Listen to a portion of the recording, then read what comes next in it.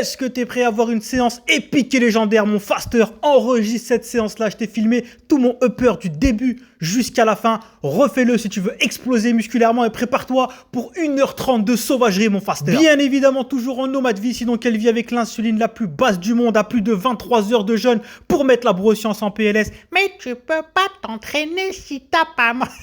Il n'y a rien de mieux que l'entraînement à jeun avec un repos et un confort digestif. C'est incroyable mais vrai. On commence ce upper avec un magnifique développé couché barre que j'ai beaucoup trop délaissé. J'étais tellement obsédé par le développé couché aux haltères en revenant du Hajj et je voulais tellement récupérer les 54 kilos que j'étais très focus sur le couché aux haltères. Et là, je reprends le développé couché barre. Je suis trop content. Il y a ce rack de power. Je vais pouvoir charger sans risquer de mourir. J'ai fait une petite pointe à 125 pour tester un petit peu et on a fait un 3x6 à 120 kilos. Objectif 160 kilos, Inch'Allah. Bonne petite reprise du développé couché barre. Je suis hyper content. On a fait donc un développé horizontal lourd. Là, on va passer sur un tirage lourd. On va donc passer sur les pulls. On commence avec du rack pull. Normalement, je devais le faire demain. Mais je sais que demain, je ne vais pas pouvoir m'entraîner, donc je l'ai calé dans cette séance-là.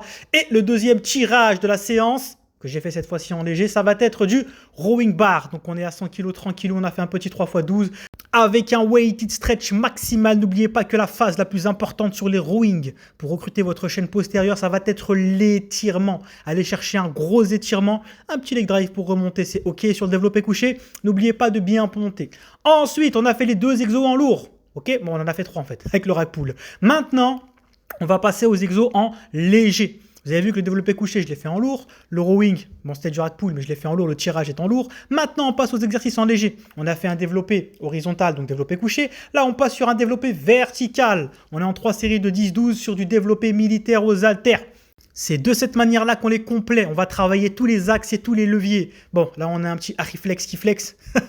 Là, on m'appelle que les épaules, elles sont bien revenues, machallah, tabarakallah. Mais t'as pas dit. Ensuite, on passe aux tractions.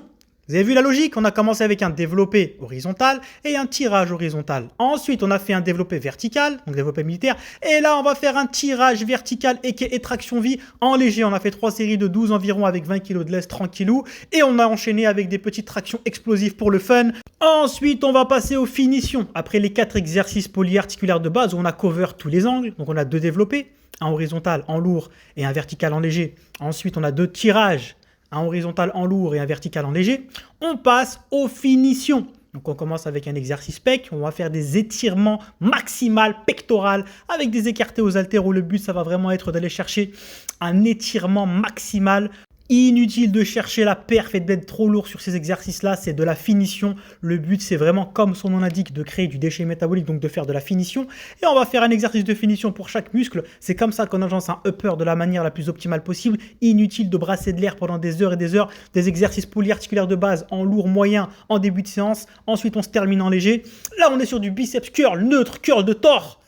En overload, en trichant, en cheatant volontairement. C'est ce qui va faire péter vos bras et vous faire grossir vos bras de manière incroyable. La partie qui fait le plus gros bras, c'est le brachial, situé entre le biceps et le triceps. Et l'overloader avec des charges lourdes, c'est ce qui va faire péter vos bras, bien évidemment.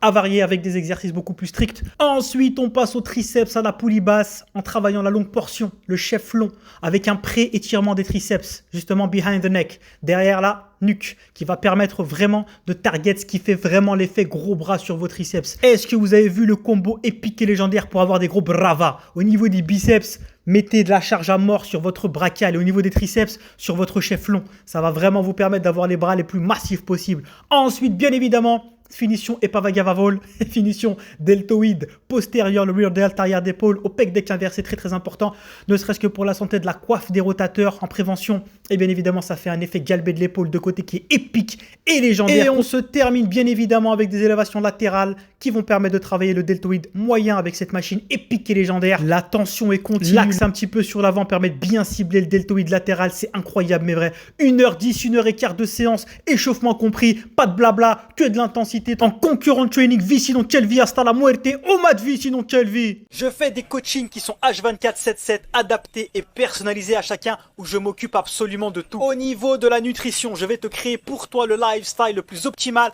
pour toi, pour ta vie et pour tes objectifs, en y intégrant du jeûne de la manière la plus optimale possible. Je vais te faire tous les calculs des calories, des macros, je vais adapter tes calories et ta nutrition à ton mode de vie, avec un suivi quotidien où je m'occupe absolument de tout. Je vais t'envoyer plein de recettes adaptées à ton total calorique avec un suivi quotidien.